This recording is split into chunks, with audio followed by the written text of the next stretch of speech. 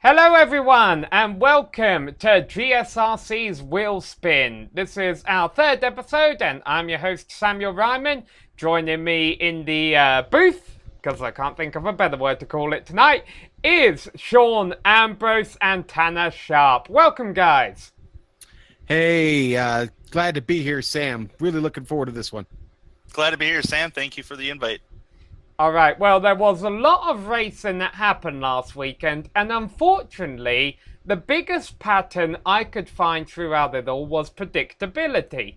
In Formula E, Lucas Di Grassi and Jean-Eric Vergne got the win. In MotoGP, Marc Marquez got the win. In IndyCar, Scott Dixon got the win. All the big names that even continued over to NASCAR when Martin Truex Jr. took a win. And I don't know about you, Sean, but to me, having the big three regular winners in NASCAR, I kind of like it. I kind of like that we have three different drivers winning the championship. And, you know, the odd underdog or two picking up a win as well, such as Eric Jones at Daytona. But to me, it's kind of nice that there's, you know who your big championship contenders are, and everyone can pick a favourite out of those three. Well, you know, there really wasn't much to say about that race last weekend in NASCAR at Kentucky. I mean, Truex won all three stages en route to a really dominant win in that Quaker State 400. And, you know, there really wasn't a single driver in that field that had a chance of beating him this past Saturday. I mean, I think the biggest takeaway from that race actually was that Alex Bowman crashed in the second stage of that race and lost a significant amount of ground in the points championship as a result of it.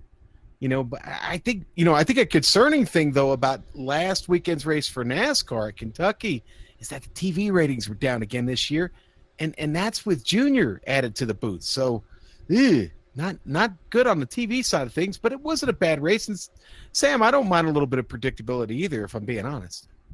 Which it's kind of a shame because I think Dale Jr. is doing a heck of a job as a commentator. Yeah, agreed. Yeah. What were your thoughts on that race, Tanner? The Kentucky race was, I mean, really Truex had it all. He brought to Kentucky. I think he won at Kentucky beforehand, too. But, yeah, he just laid it all out, man. And this is the second half of the season in NASCAR. And the first half he was a little rocky, but he was still consistent. But as soon as he got a second place back at Daytona and he wins Kentucky, I mean, it's a great way to start off the second season and keep that ball rolling. It just sounds like the old Martin Truex Jr. of when he won the championship last year, realistically. But although the race was, it was kind of a quiet race of what we've seen the last two races ago from Chicago and Daytona.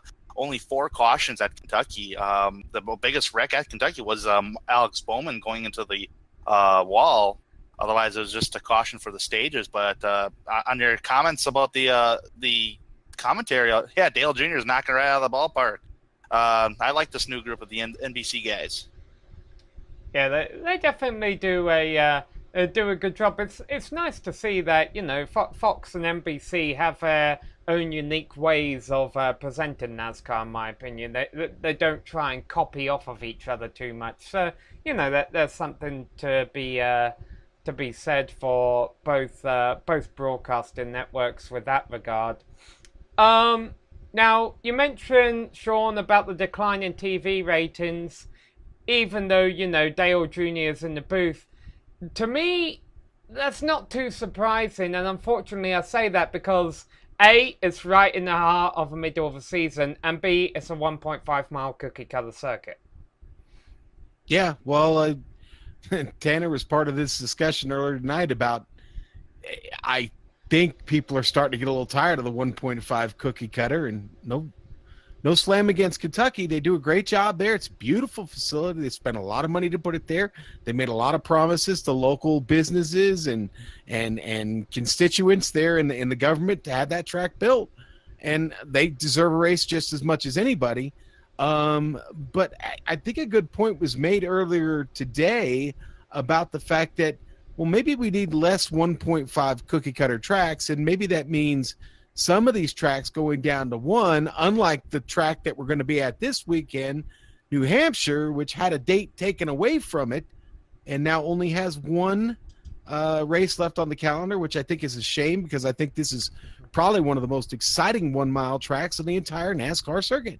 Yeah, I concur with that. That New Hampshire, in my opinion, is definitely one of the more unique tracks out there, Tanner. Yeah, definitely, because New Hampshire's a really hard place to get around, not just in real life, but also in iRacing as well. I'm sure a lot of people racing iRacing can relate to that as far as passing is concerned, because passing is a real difficult thing to do. New Hampshire's considered Martinsville on steroids, and it's got a lot of historical things at that racetrack. And with the small community up there in the New Hampshire area, I don't recall a lot of events that go on up there other than NASCAR coming up there. It used to come up there 2 times a year. Now they're down there to 1 time a year. A lot of mile-and-a-half tracks should not be on there twice. Like, for example, Kansas is on the schedule twice for the last couple of years now. I don't think it should be. And it kind of goes to, I'm going to kind of go back in the past a little bit. 2008, there was a lot of mile and a halves in the chase between 2008 and 2010. And they kind of decreased that now, which is a good thing. But still, we got a lot of mile and a half racetracks that we go to twice a year that we should not be going to twice a year. That's just, my opinion. I think we should have had a little more short tracks to the schedule, maybe a couple of road courses. I mean, a lot. My God, a lot of road courses. I'm sure Sean could probably agree on that as well. You're going to get me started. Listen, talking about New Hampshire, back in May, Kevin Harvick took the checkered flag after winning the first couple stages, led 201 laps in that race at Dover. But New Hampshire, like you said, Tanner, much different track than Dover. New Hampshire is a track that's more similar, like you said, to Martinsville Speedway. And that's a track that Clint Boyer won on back in March. And it's no secret that Harvick, Truex, and Busch are kind of in a lead of our own, kind of taking it back to where you started, Sam. So this is going to be, I think, a pivotal race this weekend for the NASCAR group. Now, you guys mentioned it would be great to see more short tracks in NASCAR. Some people would argue it would be great to see more road courses, and we can get to that talking about the testing that's been going on at the Charlotte Roval in just a moment. But another discussion that has been coming up recently is perhaps adding more dirt races to the Cup schedule. Well, I say more dirt races, adding a dirt race to the Cup schedule in the first place because they don't have one. And, Tanner, we have the trucks at Eldora coming up soon. And I mean, I don't think there's a fan out there who won't say that that's not one of the best, most anticipated NASCAR premier tier of races that we have during the course of the season. It is mostly one of the most if you're a NASCAR fan, it is the most highly anticipated race of the season, other probably than the Daytona 500. The Daytona 500 is the Super Bowl of NASCAR, but you also got to look towards the summer and say, hey, you got the Eldora Truck Race, which in my opinion is practically the Super Bowl of the Truck Series.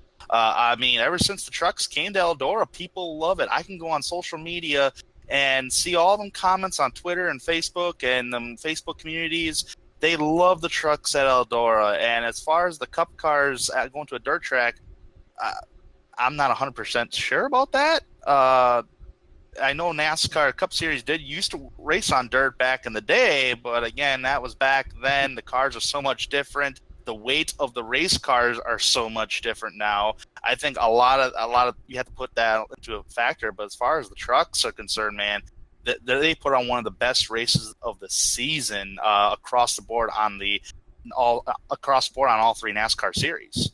Okay, Sam, I'm going to be the contrarian here. Tanner, sit back, okay? Listen, I doubt. I do not agree that it is the second biggest event behind Daytona. I too like seeing the trucks on the dirt, and I think Eldora is perfect for it. Obviously, it's a good fit. Tony Stewart owns the track. The trucks, that combination seemed to have worked. I have absolutely zero desire to see a Monster Energy Cup car on a dirt track. First of all, okay. Yes, NASCAR started on the beach because it had to. It had no paved surface to run on when they started. Okay, Daytona was a prime spot for them. NASCAR is not about racing on dirts. You want to run dirt, or I'm running on dirts. You want to run dirt? Go run USAC or World of Outlaws or something. That's fine. NASCAR is an asphalt series, and I'm sorry, that's a circus act. If I'm being honest, it's a circus act. Give me some legitimate road courses. You want to bring the excitement back? Give me some road courses. Give me a couple more short tracks. And Tanner, just like you said, let's get rid of a couple of ththese 2 race deals for these 1.5 mile tracks. Yeah, and if I may butt in here, Sean, I completely understand where you're coming at, and I do agree with you. For realistically, I may maybe mispronounced the whole truck racing as being the second event to Daytona. But as far as during the summer of all the NASCAR races across the board, Eldora is probably one of the most anticipated just because it's on dirt. Yeah, I agree with the whole road course aspect. Bring the drivers to a road course. I miss actually NASCAR going to Montreal, for goodness sakes. I thought that racetrack had like a mixture of Sonoma and Watkins Glen. Agreed. Realistically. Yeah. So, bring them to Montreal. Good Lord. Yeah. Get rid of those 1.5 miles, throw some mixtures in.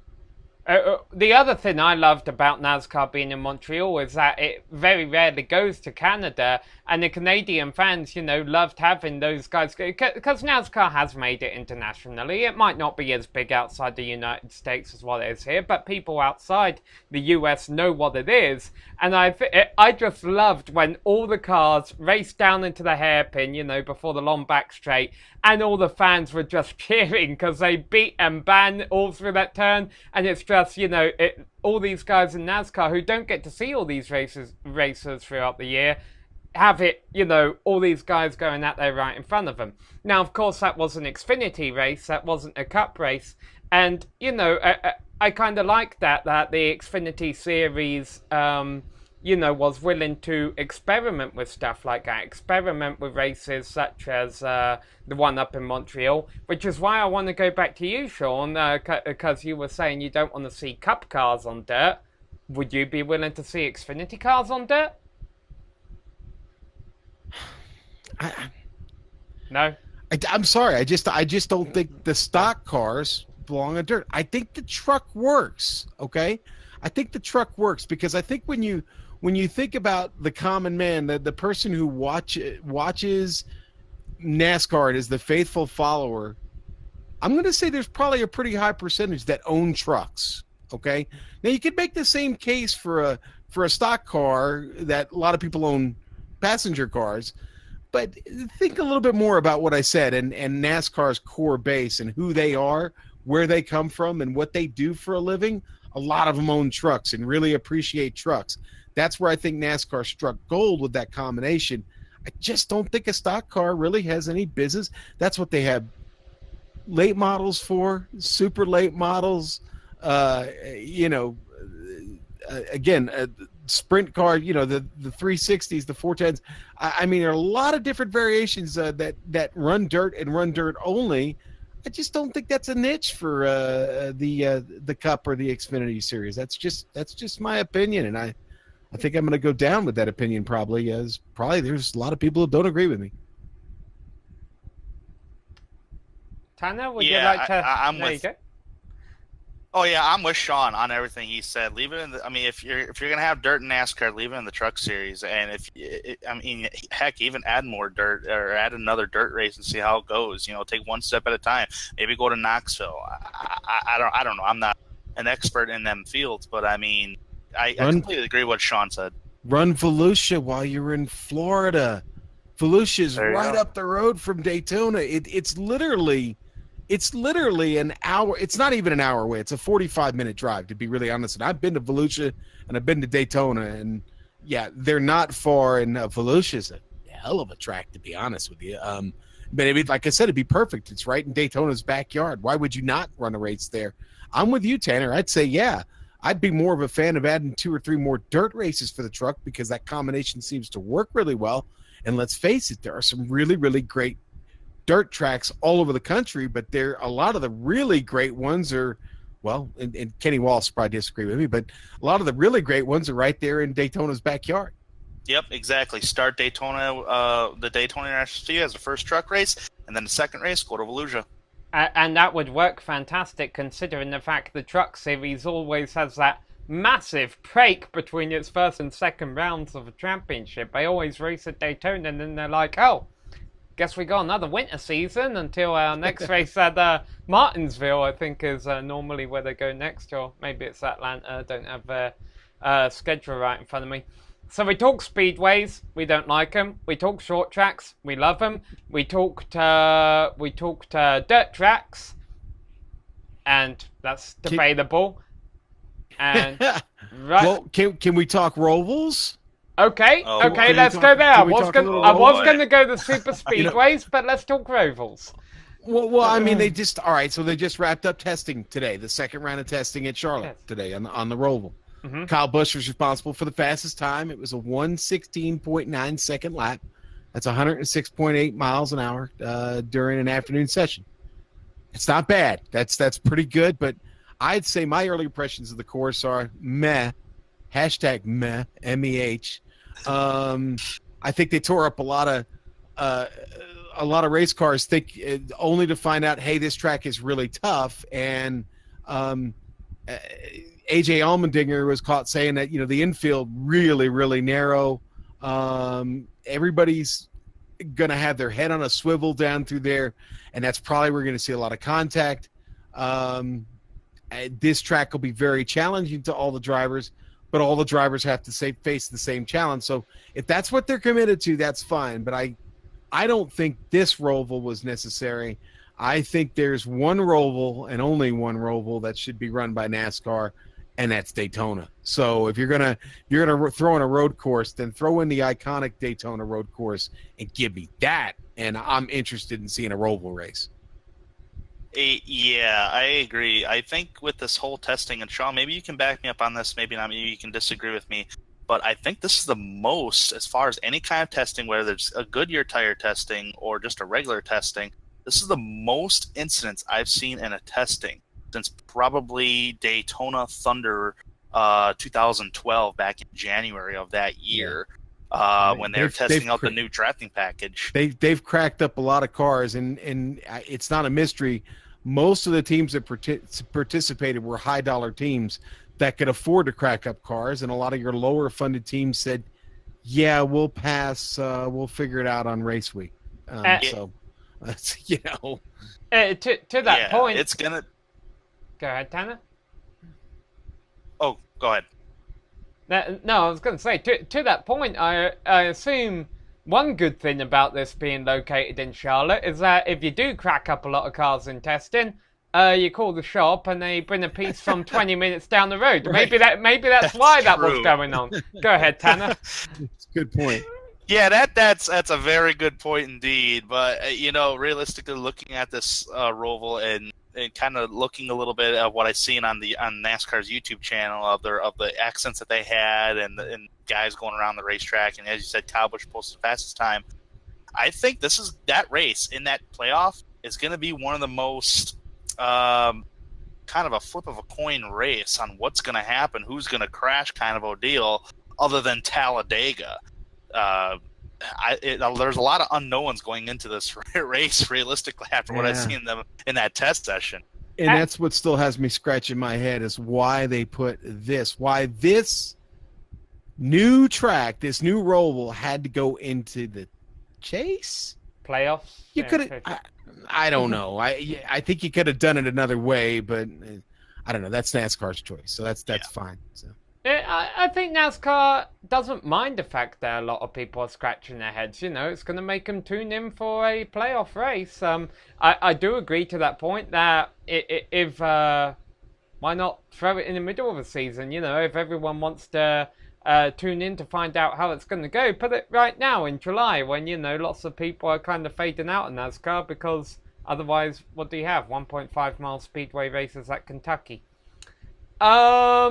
You mentioned the unpredictability of not only the Charlotte Roval, which, by the way, I actually was fortunate enough to go and see some of the testing there. I confess I'm one of those people who's curious to see how it will turn out. One thing I'll definitely say, obviously, that's nice about it is that you can't say a lot about road courses, but you can say about the Charlotte Roval is that if you are there in the grandstands, you're able to see the entire racetrack, so that's definitely got that going for it. That's a plus. Yes, it is. Let's talk about Talladega, because that was 2 weekends ago, and there's 2 points of controversy coming out of Talladega. One is that, Daytona. One is that it seems every super speedway race that we have had since stages have been introduced has been a wreck fest. And then the other point I think that we could gladly debate on for about 5 or 10 minutes here is what are we going to do about that yellow line rule? Sean? I think the yellow line rule is fine. I don't have a problem with the yellow line rule as long as NASCAR calls it consistently. They've done better. I mean, it can turn into a gray area sometime. Trust me, after they made the call, Sam, and you can rehash what that was all about. After they made the call, I was a little upset. I thought, But then I thought to myself, okay, well, that's NASCAR enforcing their own rule. I'm glad they did it. Will they do it at the Cup level? Will they do it next week? Will they do it this week? That's, I think that's where people get upset about the yellow line rule. Is not that it's there. I think there's been gross inconsistency over the years. Like I said, recently I think they've done a better job, but I still think there's that perception out there of them not doing really well with it that really gets everybody against the yellow line rule. You gotta, especially in the super speedways, man, you gotta have something in place there, or it's really boys have it, and then it's 10 wide going down the backstretch, someone trying to get to the corner first, and then you're gonna have that wreck that you talked about, which we've seen a lot of. I'm just gonna say it flat out here. I think that's all about stage racing. I think the racing before stages was fine and wasn't as dangerous as it is now for these guys on the super speedways. Yeah, realistically, I'm not going to take too much time to go into the past here, but I am going to point out a couple of things here. When that yellow line rule was implemented, that rule was implemented in 2001. If anybody goes back and watches them races on YouTube, even the 2001 Daytona 500, there were drivers going beneath the yellow line, especially Talladega 2000, going beneath that yellow line and just kind of coming up on a banking, almost scraping doors with another driver. That yellow line is there for a safety, realistically, on a high-speed super speedway track like Daytona and Talladega.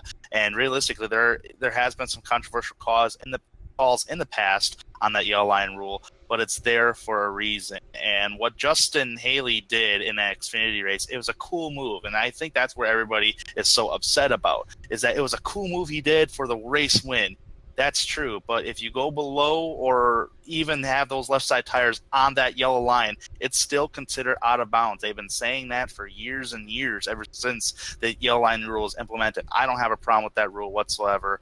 There has been some controversial calls, yes.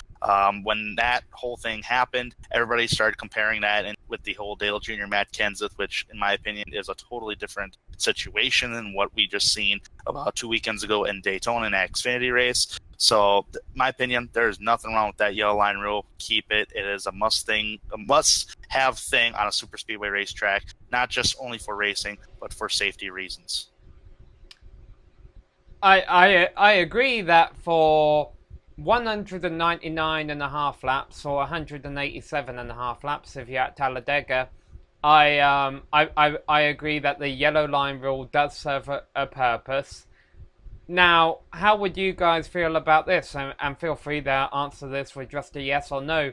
Coming off of turn 4 on the final lap, no out of bounds, because that always seems to be where it comes. You never really get too many people complain about a driver passing someone below the yellow line with 10 laps to go. That's pretty point blank. Where people really start to get upset is coming off of turn 4, racing for the win on the final lap. Go ahead, Sean. No, go Tanner. Well, it's no different than Reagan Smith and Tony Stewart in 2008 or Brad Keselowski and Carl Edwards 2009. And my points to that is that, I mean, the yellow line rule is implemented even coming off turn 4. It's still considered out of bounds. And that's where Regan Smith got penalized. He figured he was forced down there, and yes, he was, but he still advanced his position. And Brad Keselowski said it when he won his first Cup race at Talladega, that I didn't want to go below the yellow line and get penalized by NASCAR. I mean, it's a rule that's written in black and white, in my opinion, and it hasn't been very controversial rule until this 2 weekends ago in Daytona. I think it's pretty simple. If the line is yellow, you're not supposed to go down there. If it's white, then guess what? You can cross over that, and you know we've got plenty of these 1.5 mile tracks where you can use that apron on the front stretch. I think dropping down to the apron down below the yellow line at Daytona and Talladega, I think is a hazard to not only the driver but everybody around him.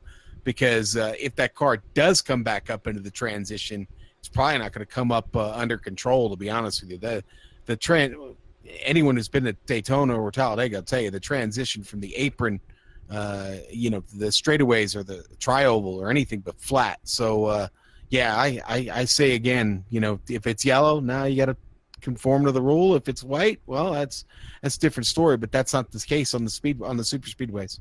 And so many drivers have wrecked coming to that tri-oval at Daytona on the last lap. Austin Dillon's a perfect example of it, of Danny Hamlin spinning. I mean, and plus throughout so many years of Daytona racing, that's 18 degrees of banking compared to that flat apron. I mean, yeah. All right, well, guys, we're getting ready to wrap it up here. I guess I'm going to leave you one question, since this has been a very NASCAR-themed night, and, we're about halfway through the season. Everyone's been talking about the big three, Kyle Busch, Martin Truex Jr., and Kevin Harvick being 3 of the 4 that we're looking, if they're not still in the championship by Homestead, something very unfortunate happened to one of them. Who's your pick for Big 4? I know it keeps coming up.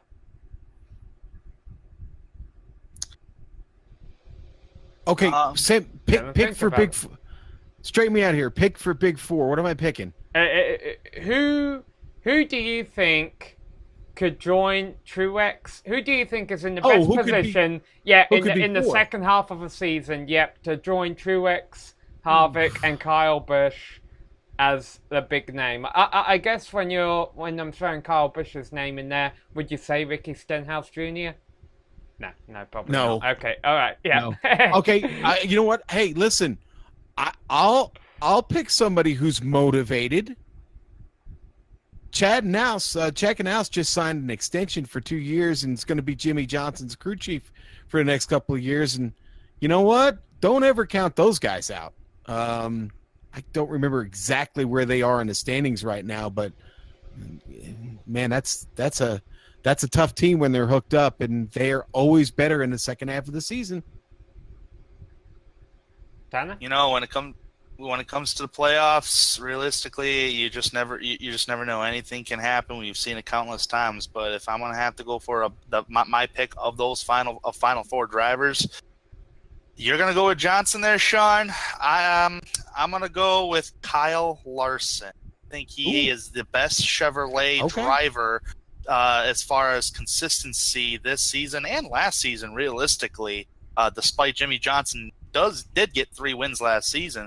But I think Kyle Larson is the most consistent Chevrolet driver of 2018, and he should be able to see Truex, Kyle Busch, and Harvick in that Final 4 at Homestead. That is indeed a hot sports opinion, Tanner. I like that. I was going to pick Larson too, so I've just been thinking for the last few seconds about who I would pick, and I've picked another bit of an underdog. Kurt Busch. 2 reasons. Yeah, I'm not opposed to that either, man. Talk about a guy you nicknamed Nails. That dude is money when he's got the right equipment under him. Yep. Yeah, I agree.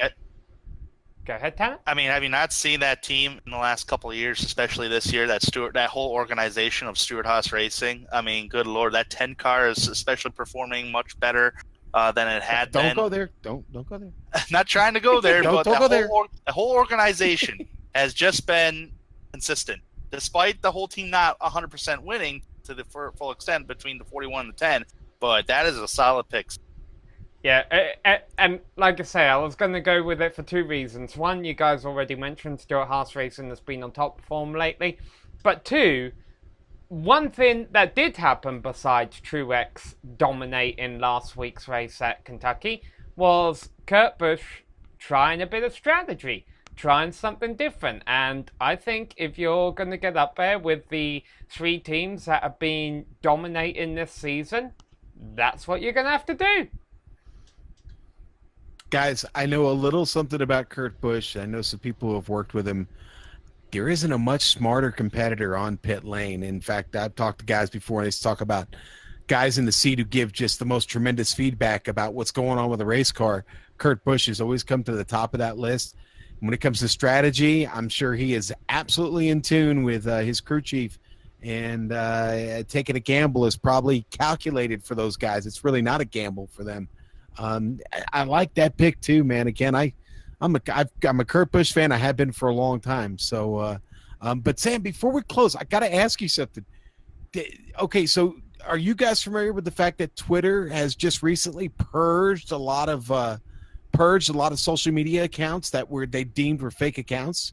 And you guys familiar with that? And I didn't lose a single follower. All my followers are legit.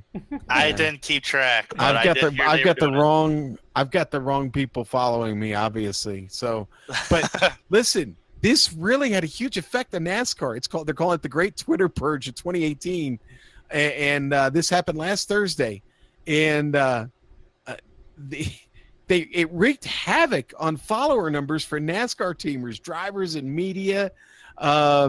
Although it's not like a complete list, but most of the big teams in the sport lost like several thousand followers that Twitter deemed to be fake. BK Racing was hit the hardest as they saw their account gutted by like over 140,000 fake accounts. Really?